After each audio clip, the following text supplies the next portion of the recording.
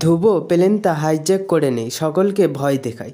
তখন একলব্য বলেন, ধ্রুব, আমি আপনাকে আপিল করছি, প্লিজ আপনি প্যাসেঞ্জারদের যেতে দিন, আমরা তো আছি। আপনি অকারণে প্যাসেঞ্জারদের সাথে এইরকম করছেন কেন? ধ্রুব বলেন, আরে ধুর, আপনাদের জীবনে কোনো দাম নেই। মালিক বলেন প্যাসেঞ্জাররা সব সেফ আছে। কোম্পানি পাইলটরা শেষ হয়ে গেলে না কিছু ক্ষতিপূরণ দিয়ে দেবে, ব্যাস। আর বাকি প্রবলেম সলভ করার জন্য আহিরি ম্যাডাম তো আছে। কিন্তু আহিরি ম্যাডাম, আপনার প্রেমিক ভদ্রলোকের অবস্থা কিন্তু খুব খারাপ। তবে ওনার বউকে আজ আমি খুব মিস করছি। রাঙামতি আজ যদি এখানে থাকতো না, তাহলে হিসেবের ব্যালেন্স শিটটা একেবারে সলভ করে দিতাম। রাঙামতি এই সমস্ত শুনে তো খুবই রেগে যায়।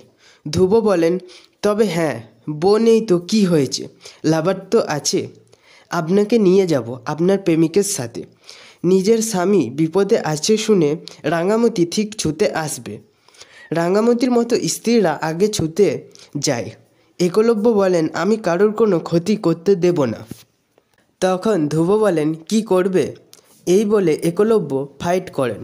একটু পরে সকলে ঘিরে ফেললে একলব্য ফাইট করতে পারেন না। ধ্রুব শেষ করে দেবার ভয় দেখাতে থাকেন। একলব্য বলেন, শেষ হয়ে যাবার ভয় নেই আমার। আপনাদের মতো কাপুরুষেরা নিরীহ মানুষের টাকা লুটপাট করে বছরের পর বছর সন্ত্রাস চালিয়ে যাচ্ছে।